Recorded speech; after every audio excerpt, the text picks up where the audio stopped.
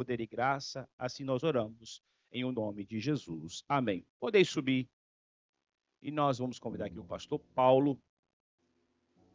O pastor Paulo tem uma palavra para o seu coração. Eu quero convidar você a não ficar disperso. Fique atento, Deus vai falar ao seu coração. Pastor Paulo. Irmãos, bom dia, a paz do Senhor Jesus esteja com todos vocês. Quem diz amém?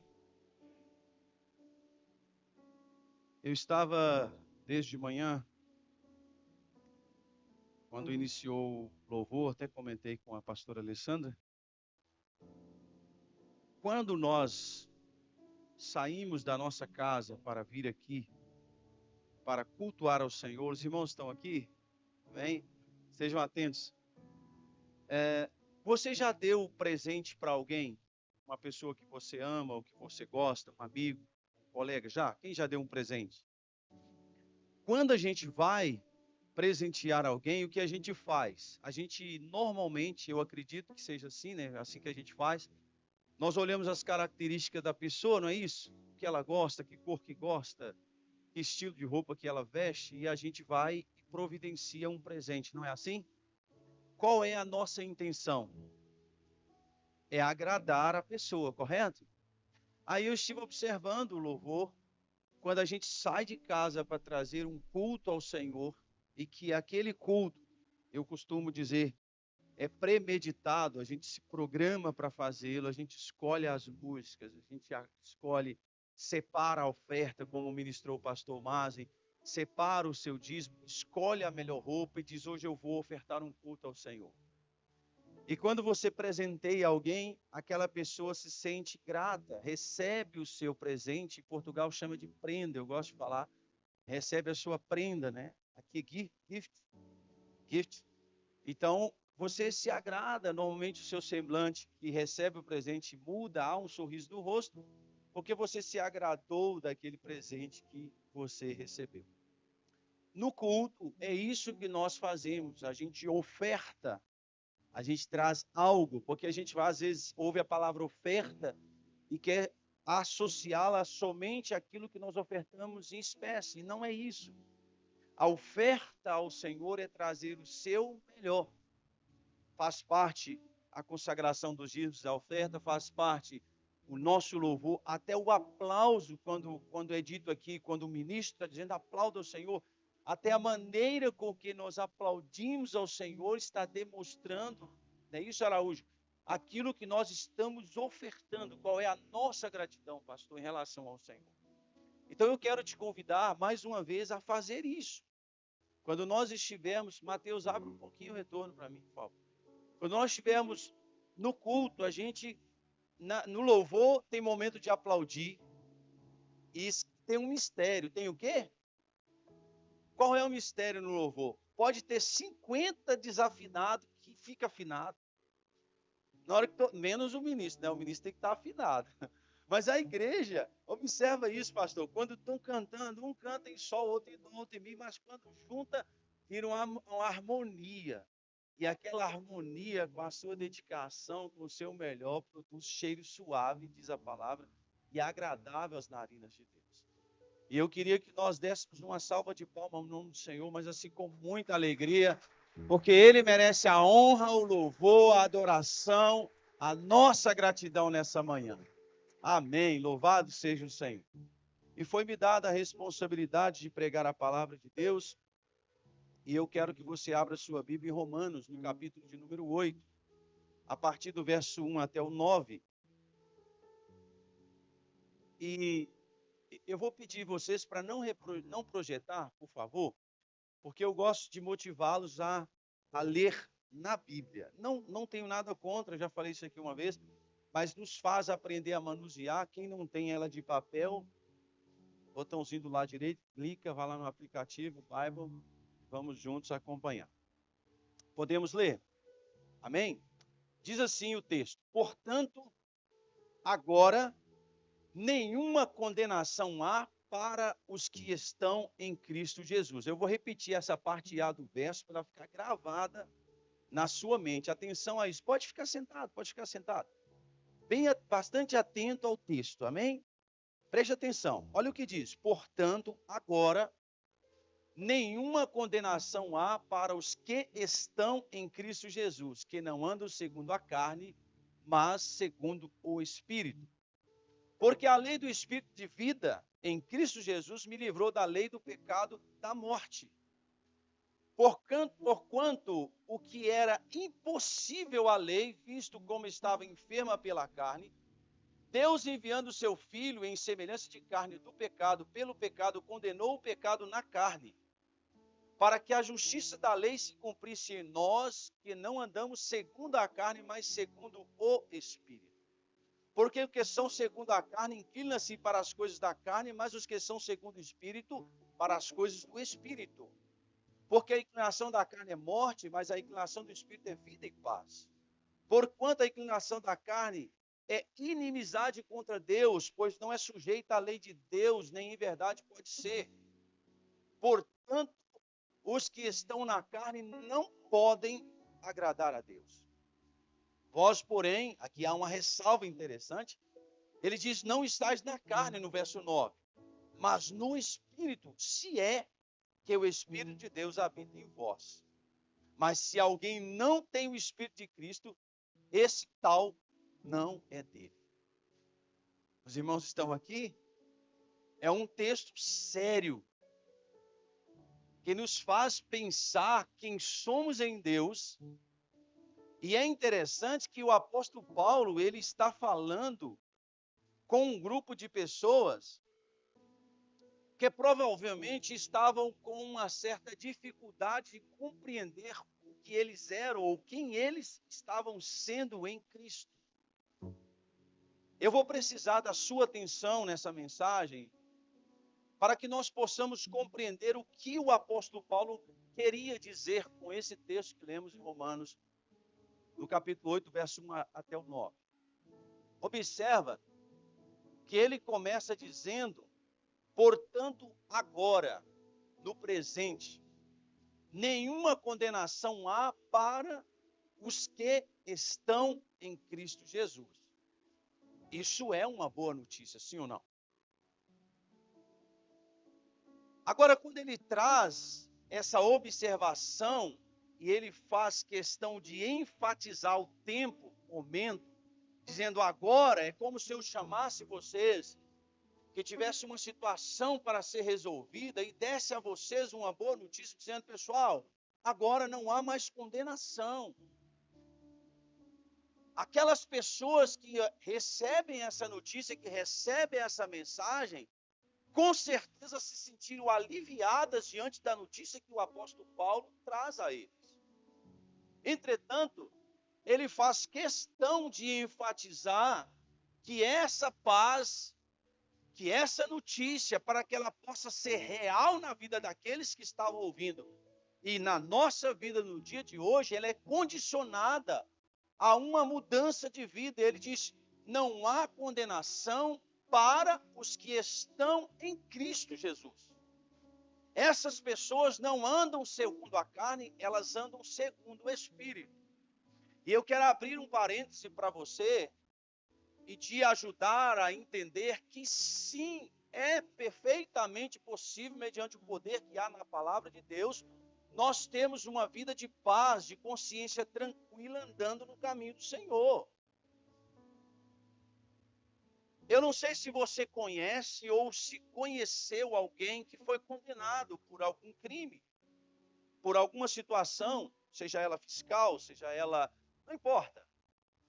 Aquela pessoa, toda vez que toca naquele assunto, é normal. Tem uma coisa em nós, na nossa mente, chamada de consciência. Porque toda vez que aquele assunto vem à tona, aquele assunto digamos, reativado na nossa mente por causa de algo que fizemos. Eu tenho na minha família diversas pessoas que são militares, da polícia militar, sobrinho, cunhado, concunhado, irmão, amigo, primo, vários que são envolvidos com a polícia militar. E uma coisa que eu perguntei várias vezes para eles, porque eles andam na rua, escute isso, por favor. E eles são treinados, por isso são militares, para eles olharem uma pessoa E eles, quando vê aquela pessoa andando na rua, se aquela pessoa tiver uma pendência, eles conseguem visualizar e eles abordam normalmente a pessoa no meio de um grupo de pessoas, e aquele ali você pode abordar. Raramente, raramente, pelo traje, pelo andar da pessoa, esses militares, eles conseguem identificar as pendências que aquele cidadão tem. Porque no passado ou no presente deles há alguma condenação. E o apóstolo Paulo está direcionando a sua mensagem a um grupo de pessoas que estava com a sua consciência incomodada diante daquilo que eles viviam baseado na lei. E se ele está dizendo àquele grupo de pessoas, e se a mensagem de hoje está dizendo a você no presente que não há condenação, é porque antes havia. Quem concorda comigo? Se eu te digo, olha, você não deve mais nada, significa que antes você devia. E se há um perdão, há uma liberação da dívida. E se ele diz não há mais condenação, é porque essa condenação foi de uma forma tirada da vida daquela pessoa. Isso dá a ele ou ela o direito de andar de cabeça erguida. E se houvesse, digamos, uma abordagem espiritual, se Deus mandasse uns anjos para te abordar, você estaria conscientemente tranquilo de que você não é mais condenado. Que aquilo que foi feito em seu favor te livrou da condenação e te faz poder andar de cabeça erguida. Onde nós chegamos? Escute, onde a humanidade chegou? Eu sei, nós sabemos que as coisas, de certa forma, elas estão descontroladas. Os governos têm feito o que pode e o que não pode para tentar amenizar a situação. Já ouvi colegas de ministério, já ouvi muitos pastores dizerem que hoje está pior do que no passado. E eu arrisco dizer que não. A minha visão é que hoje está menos ruim do que estava no passado. E eu te posso provar por quê. Pastor, por que hoje está menos ruim? Porque no passado estava ruim. Como diz aquele vídeo do rapaz, estava ruim, aí piorou, aí melhorou, e depois piorou, e depois ficou pior ainda. Mas o que eu quero dizer para você entender? É que antes eles tinham uma condenação, mas não tinham o que fazer. A lei não era capaz de livrá-los. Os profetas e os juízes que vieram, por mais que muitos dedicaram a sua própria vida, se tornaram até alguns mártires, eles não puderam libertar. Mas o apóstolo Paulo, em um tempo e no nosso tempo, fala que mesmo que as coisas estão descontroladas, agora nós, como igreja, temos Cristo que resolveu para nós a nossa situação. Quem está entendendo? Por isso eu afirmo que para nós está melhor do que para eles, porque se eles não tinham, antes do apóstolo Paulo, eu estou dizendo, no tempo da lei, o Salvador não havia ainda sido manifestado, é bem verdade que pelas obras eles tinham outras formas, mas com o Salvador que pagou o preço para que nós fôssemos livres, sim, eu posso afirmar que hoje é menos difícil do que era antes. Então, o que eu quero dizer para você? O apóstolo Paulo, ele faz questão de dizer que existe uma lei, escute isso, igreja, por favor, que rege tudo isso. O mundo espiritual, ele tem uma hierarquia. A Bíblia afirma que existem 3 céus: primeiro céu, segundo céu e terceiro céu. Primeiro céu é onde nós habitamos, onde nós vivemos. Segundo céu é esse que nós podemos ver, onde habita o principado e a potestade. É como se fosse uma via expressa onde os demônios eles se movimentam. E existe, segundo o apóstolo Paulo, o terceiro céu, que a Bíblia diz que ele foi, e ele viu coisas que não poderia dizer, onde Deus habita. Então, nessa organização, porque Deus é organizado, existem leis que regem. Por exemplo, a parte espiritual. O demônio, a pastora que ministrou aqui, a missionária Edmeia, ela deixou bem claro para que nós entendêssemos que uma pessoa que uma vez recebeu Cristo não pode mais ficar endemoniada, porque ela se torna propriedade do Senhor e Satanás não pode tomar aquela vida porque ela pertence a alguém. Vocês estão entendendo? Ninguém pode entrar no seu carro e dar partida e ir embora, porque ele está no seu nome, ele é propriedade sua. Ninguém pode entrar na sua casa e morar lá, a não ser que você permita, porque ela é propriedade sua. E você sendo propriedade de Deus, ninguém pode tocar ou entrar ou mexer na sua vida sem que o dono dessa vida autorize. Existe uma lei que rege isso. E o apóstolo Paulo começa a mostrar, e para que vocês possam entender, e eu quero usar um parênteses aqui para vocês entenderem, nós sabemos que a lei humana, a carta magna, a maior lei de um país é a Constituição. Concordam comigo? Quando você vai, não sei se alguns de vocês, escute por favor, já foram na corte, foram convidados ou conduzidos, ou como testemunha, ou como vítima, ou chamado por alguém para ir na corte, o juiz, ele não faz um julgamento, melhor dizendo, o juiz não analisa a sua situação baseado na ideia dele. Ele tem uma constituição que é estabelecida por juristas e um grupo de pessoas, de advogados, cidadãos, e que chegaram à conclusão de que o melhor para aquele povo é aquela Constituição. Ela é o limite. Quando você infringe a Constituição, existe um juiz que analisa a situação e define o direito do A ou do B. É por isso que existe a corte, para que possa definir situações que os vizinhos, os colegas, os negócios não chegam a um acordo. Então ele disse, não, você está errado, você está certo, ou nenhum dos dois estão certos, ou os dois estão errados. E a Constituição, ela estabelece as normas, os deveres, as obrigações de cada cidadão. Quem está me entendendo? Aí nós chegamos no mundo espiritual. No mundo espiritual, nós vivemos como seres humanos, que somos dotados de espírito, de alma e de corpo. Diga comigo, espírito, alma e corpo. Então somos um ser tricotômico. Esse ser tem um corpo, que é esse que você vê, que movimenta. Dentro dele tem o espírito do homem, que a Bíblia fala sobre o espírito do homem. Esse espírito do homem é que faz com que essa vida aconteça. Existe a alma, onde nós temos as emoções, e existe o Espírito Santo de Deus, que quando você recebe Cristo, ele vem habitar no espírito do homem. Então, o que o apóstolo Paulo está explicando? Essa lei, ela é regida por alguém, por uma carta magna, no caso, a palavra de Deus. E essas normas não serão infringidas, desde que nós não damos permissão ou quebramos as alianças. Por isso que ele faz uma condição dizendo, se você não andar segundo a carne, mas segundo o Espírito, para você não haverá condenação. Então há uma condição, há uma lei que estabelece. Para você entender, quando você leva uma causa na justiça, no Brasil é assim, eu acredito que a norma deve ser a mesma. Existem 3 instâncias onde a pessoa passa por um julgamento. A primeira instância, onde é analisada a situação, e se o juiz ou o júri achar que aquela situação é válida, a pessoa que está ali, ela pode ser condenada em primeira instância. Você já ouviu falar disso? É verdade? Mas se o réu discorda da sentença, ele recorre através do seu advogado. Um júri, ele é composto da seguinte forma: existe um juiz, o juiz não julga. O juiz estabelece a pena, quem julga é o júri. São as pessoas escolhidas, idôneas da sociedade, que vão avaliar a sua verdade ou a mentira e dar o julgamento. O juiz, depois, baseado no júri, dá a sentença. E depois de dada a sentença, ele faz cumprir a sentença sobre a vida daquele que é julgado. Quem está entendendo?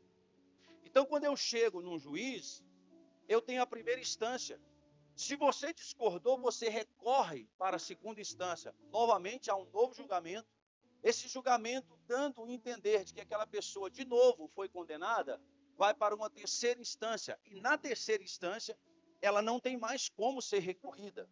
Se de novo o júri condenar, e de novo o juiz der a pena, ela terá que ser cumprida na vida da pessoa. Pastor Paulo, o que tem a ver isso com a lei espiritual? Para que nós possamos entender, o apóstolo Paulo, ele nos mostra exatamente o que eu acabei de falar para vocês. Quando há um desentendimento entre o promotor é o advogado de acusação, e o juiz, e melhor dizendo, ou o júri, ou até mesmo contra o réu, ou a vítima, o juiz, ele é capaz de estabelecer as normas. Se alguém passar mal, é ele que resolve. Se há uma situação descontrolada, ele que dá a voz de prisão. ou o réu sendo condenado, como eu disse, o juiz vai dar a sentença. Pastor Paulo, o que tem a ver isso com a nossa vida?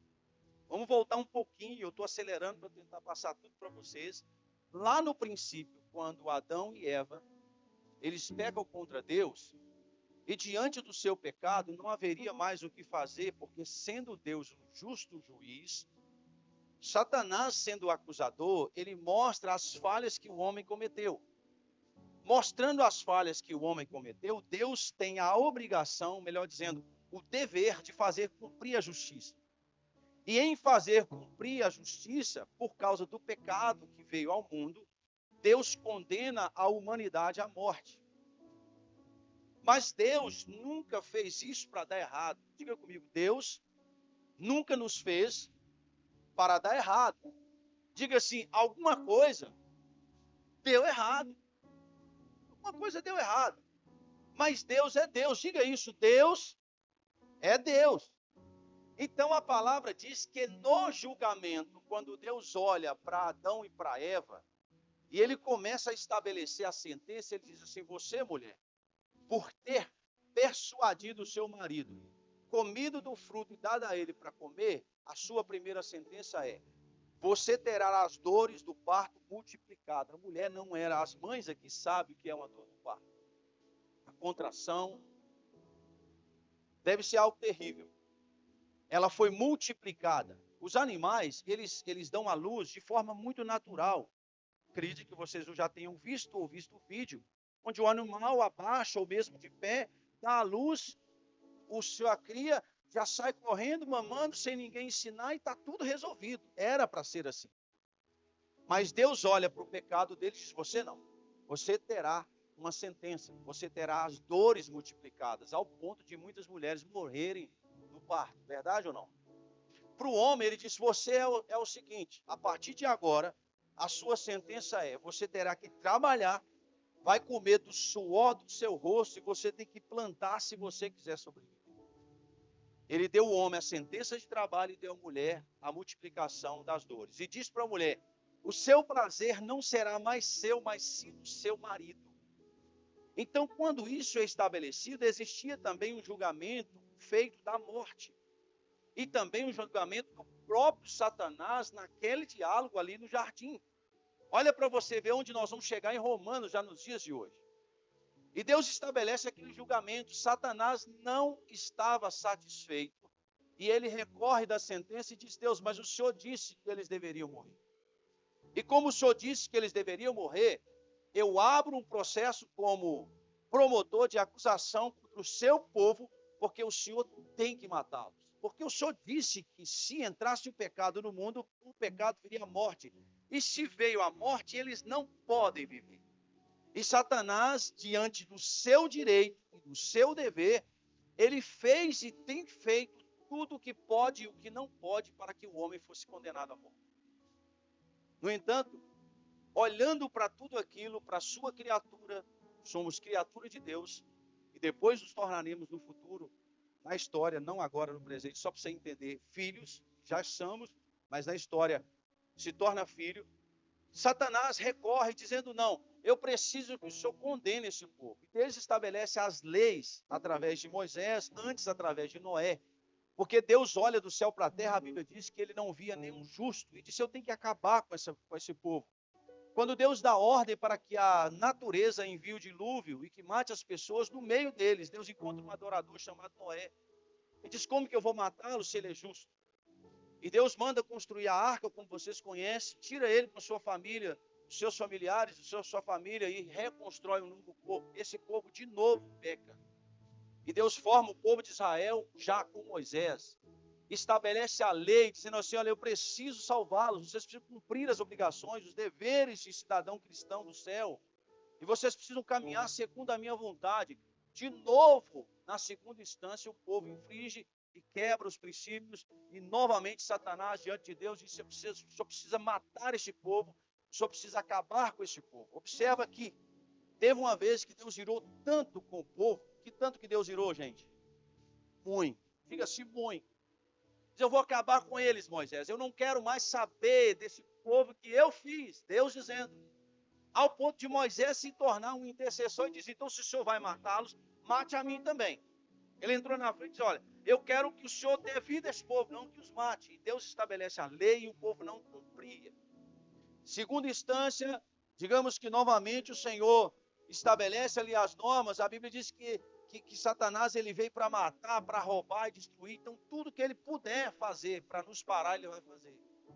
E agora, depois de muito tentar, muitas vezes, para que esse povo que Deus havia criado sobrevivesse, lei, livramento através de Noé, esse povo de novo peca contra Deus. E mais uma vez, Satanás, eu acredito, irmãos, só para vocês compreenderem, porque lá no livro de Gênesis, no capítulo 4, a Bíblia diz que houve um homem que começou a adorar o Senhor, que no caso, antes um pouco, né, Enoque, e a Bíblia diz que Deus agradou tanto dele, que diz assim, olha, não dá para você ficar no meio desse povo. E o que significa? Quando Deus começa a agradar de você, se você estiver num lugar que coloque você em risco, Deus vai te tirar de lá. Você pode ter certeza. Aquela empresa, e você é santo, você é puro, você é temente a Deus, mas está num lugar corrupto, onde as pessoas são contaminadas e não querem ser transformadas, Deus vai arranjar um jeito de tirar você de lá. Fique descansado. Seja do país, seja da empresa, seja de onde for, Deus se encarrega de te dar o livramento. Então Deus tira Enoque. Mas existia um tempo chamado o tempo de Lameque, que as pessoas começaram a pecar tanto contra Deus, que ele chegou a dizer, olha, se Deus castigou Caim 7 vezes, Lameque será castigado 70 vezes 7. Porque eles olhavam e viam, não tem mais o que fazer, não tem saída para o que está acontecendo. Mas lá à frente, depois da lei, Deus resolve destruir a humanidade, Deus resolve acabar com tudo aquilo. E lá no céu, onde, irmãos? Lá no céu. Tudo isso é como se fosse um filme. Eu estou tentando explicar para você chegar no dia de hoje, na sua vida. É como se lá no céu estivesse um grupo de pessoas assistindo, tanto os anjos, quanto os anciãos, quanto os querubins, o próprio Cristo, o Espírito Santo, porque o Espírito Santo não estava na terra, estava com Deus, e o próprio Deus olhando tudo que estava acontecendo na terra. E Satanás fazendo tudo para destruir o povo que Deus havia criado. E no meio daquilo tudo, eu acredito, na minha visão, na minha linha teológica, que num diálogo entre o Espírito Santo e Deus, está lá registrado no livro do profeta Isaías, onde o próprio Deus olha e diz, não tem mais jeito. Quantas vezes nós dizemos que não tem mais jeito, não é verdade? Você já ouviu alguém dizer não tem mais jeito? Quem já ouviu? Mas lá em Lucas 1,37 está dizendo que para Deus não há impossível em todas as suas promessas, ou seja, sempre haverá um jeito para Deus. Mas no diálogo, olha aqui para mim, para você entender. Deus e o Espírito Santo começam a dialogar sobre os fatos que estão ocorrendo, a humanidade, um querendo matar o outro, irmão matando irmão, incesto, e a terra destruída. Não tem mais jeito. E Deus dá um brado dizendo, quem eu enviarei? Porque se Noé falhou, se Moisés falou, se Davi falhou, se Salomão falhou, quem eu enviarei? E houve um silêncio no céu, porque na terra a Bíblia diz que não havia mais nenhum justo para ser enviado. Mas lá no trunfo de Deus, no âmago de Deus, no interior do coração de Deus, escute pelo amor de Deus o que eu vou te falar. Está lá no profeta Isaías, lá do fundo, depois de Deus perguntar quem eu enviarei, ele gritou, ei, envia-me a mim. Jesus, o Filho de Deus, dizendo, eu vou dar um jeito na vida deste povo. Você não entendeu? Eu vou repetir para ver se você consegue compreender. A situação aqui estava um caos. Satanás destruindo a terra, as pessoas, a humanidade. E Deus dizendo praticamente, realmente não tem o que fazer com esse povo. Quem vai dar um jeito nisso? Jesus se candidata e disse, envia-me a mim, eu vou lá resolver a situação. Eu vou. Por quê? Porque Satanás disse na sua audiência, ele disse assim, olha, o Senhor disse que só haveria um jeito de o Senhor perdoar esse povo. O Senhor precisa de um sangue inocente. E, no entanto, Satanás sabia que na terra não havia um justo capaz de livrar a humanidade. Então, o que ele faz? Condene, mate o Paulo, mate o Mazen, destrua o Edson, destrua o Araújo, acaba com a igreja de ferro, porque eles estão condenados. O Senhor disse que haveria de condená-los. Primeira instância, não teve o que fazer pela lei. Segunda instância, não teve o que fazer pelos profetas, pelos juízes. E agora, na terceira instância, Satanás disse: eu quero aquele povo morto que o Senhor deu a sua palavra.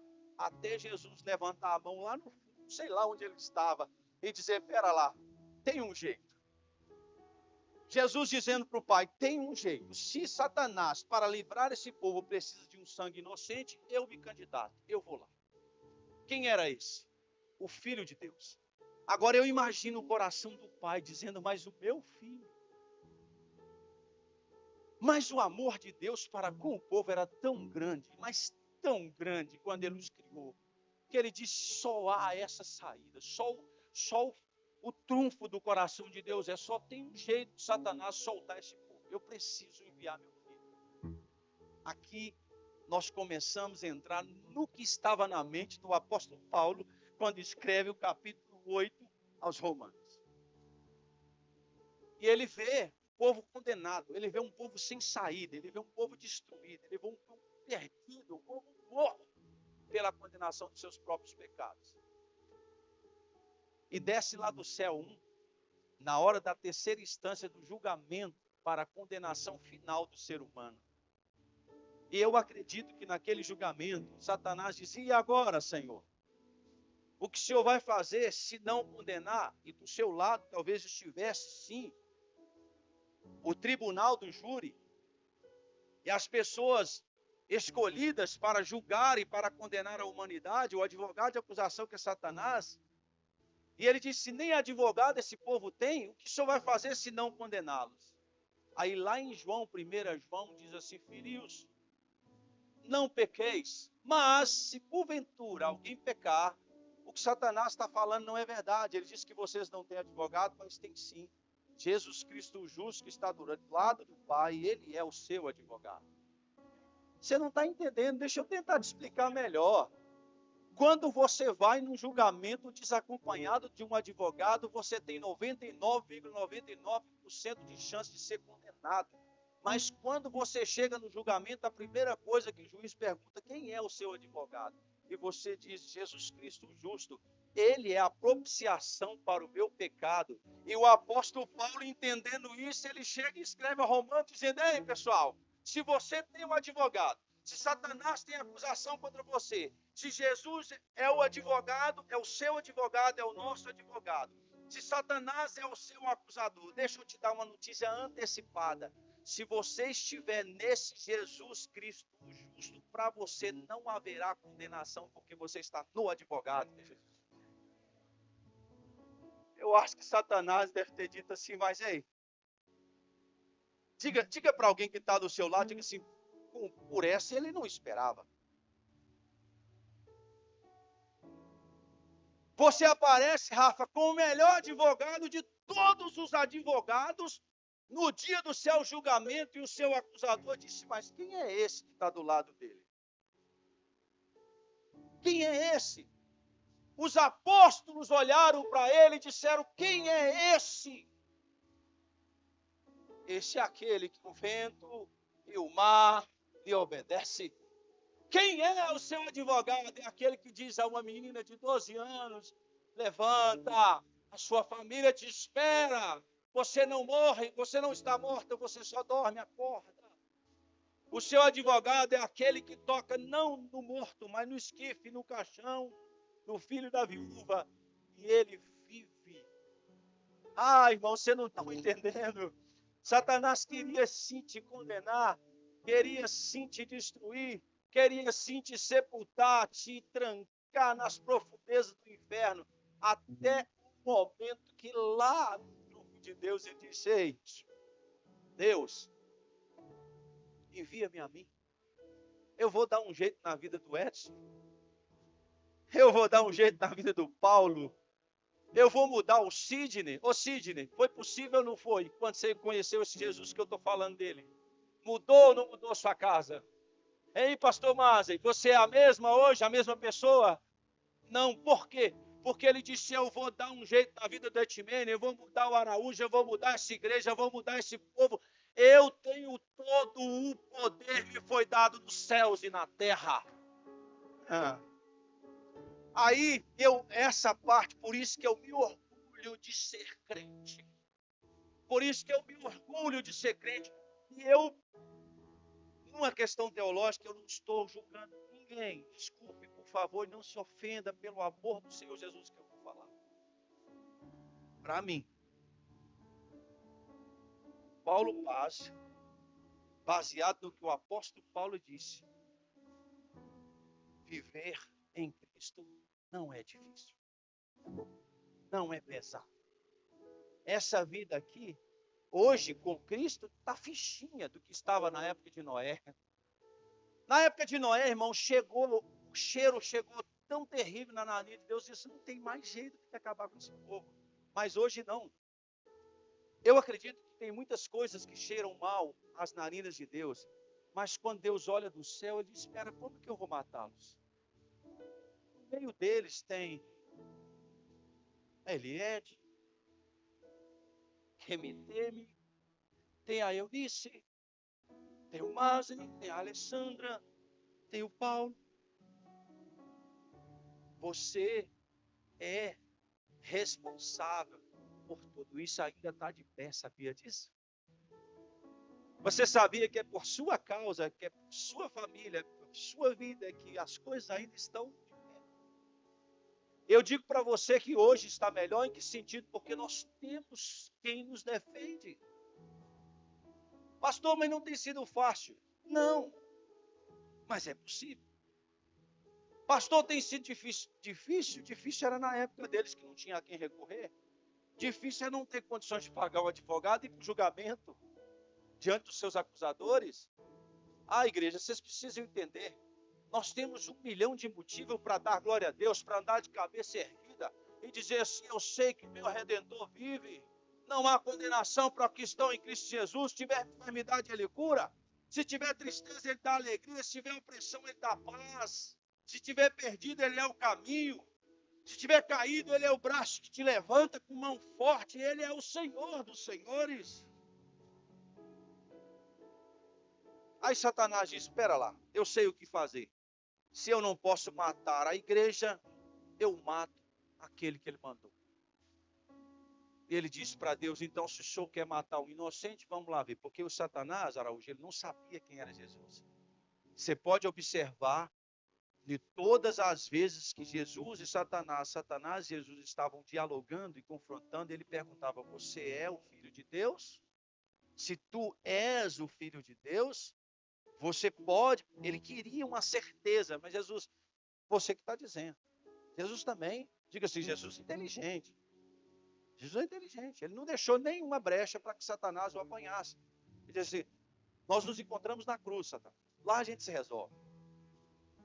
Vai Jesus, vai Satanás, no hall de juízo, julgamento, chega os dois, ele diz, agora eu te mato.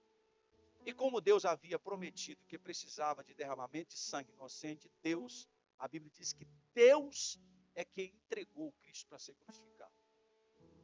E quando Jesus é levado naquela cruz,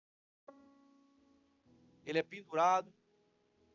Agora entra uma situação interessante que Satanás queria, diga comigo, Satanás queria matar Jesus. Porque se ele matasse Jesus, diga, ele teria o poder sobre toda a humanidade. Mas quando Jesus chega na cruz, não precisa falar essa parte, só presta atenção. A Bíblia diz que Jesus fez uma oração, pastor Vaz, e disse, Senhor, nas tuas mãos eu entrego meu espírito. Ele estava dizendo, Satanás, aqui não. Eu tenho controle sobre a vida e sobre a morte. Eu estou me entregando em prol da igreja. Você não me mata. Aleluia. Se vai aplaudir, faz como deve ser, que é para a glória de Deus. Agora, lá no céu, vamos um pouquinho lá no céu, quem está aqui? A instância toda montada, a terceira instância. Juiz, advogado de acusação, advogado defensor, Jesus sendo advogado e vítima, representando a igreja. Satanás olha para o pai e diz: e agora? O que o senhor vai fazer? Eu matei seu filho, entre aspas, ele que entregou a vida. Eu preciso matar o povo. Jesus pergunta: mas sobre que acusação você quer que nós condenemos o pastor Paulo, o pastor Márcio, a sua família, os seus filhos, a igreja que congrega? Sobre que acusação? Até hoje, diga comigo, até hoje, Satanás não conseguiu encontrar. Porque a Bíblia diz que Jesus, desposando todo o principado e potestade, eles os expôs publicamente e pegou a dívida que era contra nós diante de Satanás e disse: está pago. Eu quero ver você condenar o Paulo, eu quero ver você condenar o Edson. Não há condenação. Aí nós chegamos em Romanos, quem está entendendo? Olha onde nós fomos. E chegamos em Romanos e o apóstolo Paulo está dizendo: vocês não estão entendendo o que eu estou falando com vocês. O julgamento já aconteceu. A dívida que era contra vós foi rasgada. Ele envergonhou os demônios, o principado e a potestade, e os expôs publicamente lá na cruz. E diante do Pai ele diz: vocês, Paulo, João, Rafael, família, esposa, vocês que estão em mim, não tem mais condenação. Ele está dizendo: você está preocupado com o quê? Dá um queixaço no seu irmão, pergunta para ele: você está preocupado com o quê? Não, diga para ele: sua dívida foi paga, camarada. Diga para ele, acorda ele aí, pelo amor de Deus. Ah, vocês não estão com nada, não. Eu estou tentando ensinar vocês que vocês não há mais condenação. Será que não vale nem um glória a Deus, nem um aleluia, nem um amém, nem uma palavra de gratidão? Não há condenação mais para os que estão em Cristo Jesus. Jesus pagou a dívida que era contra nós. Fomos resgatados, lavados, remidos pelo poder do sangue de Jesus. Fomos livres. Estamos livres. Livres. Não há condenação. Pastor, e aquela preocupação? E aquela consciência? E aquela dúvida? Seja liberto essa manhã em nome de Jesus. Seja livre. Venha para a igreja livre, suave. Venha, como diz o pastor, abençoado e bonito. É assim, pastor?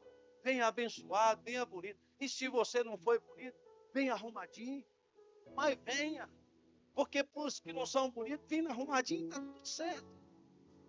Vocês estão entendendo? A gente tem que crer no que eu estou pregando nessa manhã. O apóstolo Paulo estava dizendo: gente, vocês precisam entender isso. É quase que eu posso ver o clamor dele dizendo: por favor, entenda. Não há mais condenação para aqueles que estão arraigados em Cristo Jesus. Não há. Mexe o seu ombro assim, ó. Se ajeita aí na cadeira, se você tiver, se ajeita aí. Você é livre. In English, you are free. Yeah, it's correct? Yeah. Você está livre. Eu quero que quando vocês voltarem para as vossas casas, aquelas acusações, aqueles pensamentos errados, vontade de morrer. Para que isso? Para que isso? Eu fui comprado, eu fui resgatado. A Bíblia diz que ele foi na profundeza do inferno e tomou a chave da morte e do inferno de Satanás. Você não manda mais nesse negócio. Eu estou assumindo o controle. Agora é o seguinte: para você tocar em alguém, fala comigo primeiro. Aí você vem todo sujinho, todo atrapalhado. E Satanás diante de Deus: eu preciso dar um fim naquele camarada. Aí Deus olha e diz: mas e o sangue de Jesus que purifica ele de todo o pecado? Como é que fica? Satanás tem que dar a volta. De novo ele bate na porta e diz: deixa eu atingir. Ele diz: espera lá. eu sou capaz de restaurá-lo, de refazê-lo, de construir, pegar o vaso de barro, quebrar e fazer de novo. Eu vou dar a ele 1 milhão, 10 milhões de chance. Até o último dia eu vou lutar por eles.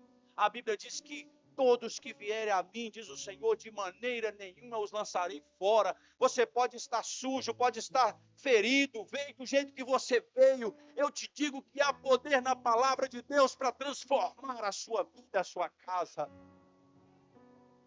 Jesus faz de você uma nova criatura, um empresário temente, um pai de família amoroso, um marido fiel, uma esposa fiel, uma esposa que ama a família, que ama a casa. Deus faz de você o melhor que há nessa terra. Ele tem todo o poder. Ele pega um viciado e limpa o organismo dele. Ele pega um doente e sara. Ele pega um homem atribulado e transforma ele num pregador da palavra. Ah, irmãos, vamos levantar pelo menos uma mão e tirar 1 segundo ou 2 ou 1 minuto de adoração. Recalamassori, calabachei. A Ele a glória, a Ele a honra, a Ele o louvor.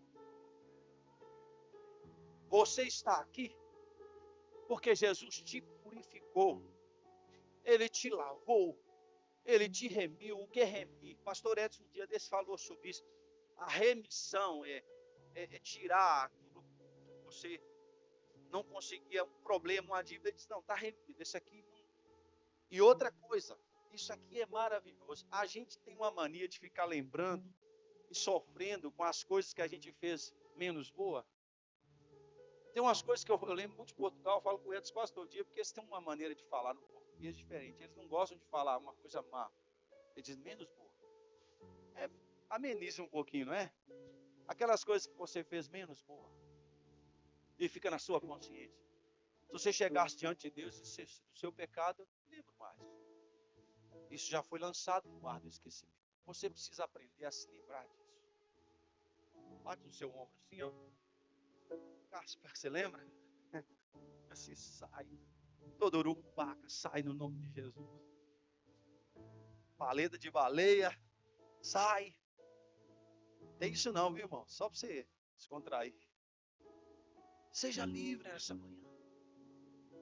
Seja liberto das condenações da sua mente, da sua alma, da sua consciência. Seja livre. Ai, pastor, tem um monte de coisa que eu não consegui resolver. Faz uma lista e começa a resolvê-las. Hoje, 1, amanhã 2. A Bíblia diz que nós somos como a luz da aurora que vai brilhando mais e mais até nos tornarmos um dia perfeito. Todos nós estamos lutando para chegar no céu. Todo dia um pouquinho mais até sermos o nosso corpo glorificado. Não acha você que vai acabar? Não vai, mas nós vamos vencer todo dia. Nasceu o sol, começa de novo. Pôs o sol, a gente dá glória a Deus. Vencemos mais uma semana, vencemos mais um dia, rompemos mais um dia, quebramos mais uma cadeia, vencemos mais uma corrente. Em nome de Jesus. Em nome. Eu quero que Deus te abençoe nessa semana. Quero que você vá para casa, cabeça erguida. Vamos dizer para tremer. Onde fica a prefeitura, pastor? Está muito longe daqui? Ah, então eles vão ouvir. Vamos fazer eles ouvir. Amém? Quem está aqui? Eu vou contar 1, 2, 3. Nós vamos dizer nenhuma condenação há para quem está em Cristo Jesus. 1, 2, 3.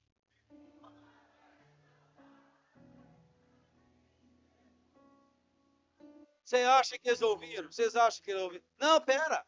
Você acha que eles ouviram isso? Para, irmão. Vou tremer o negócio. 1, 2, 3.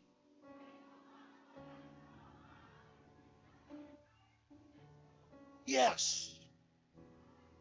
Nós fomos livres. Não há condenação para quem está em Cristo Jesus.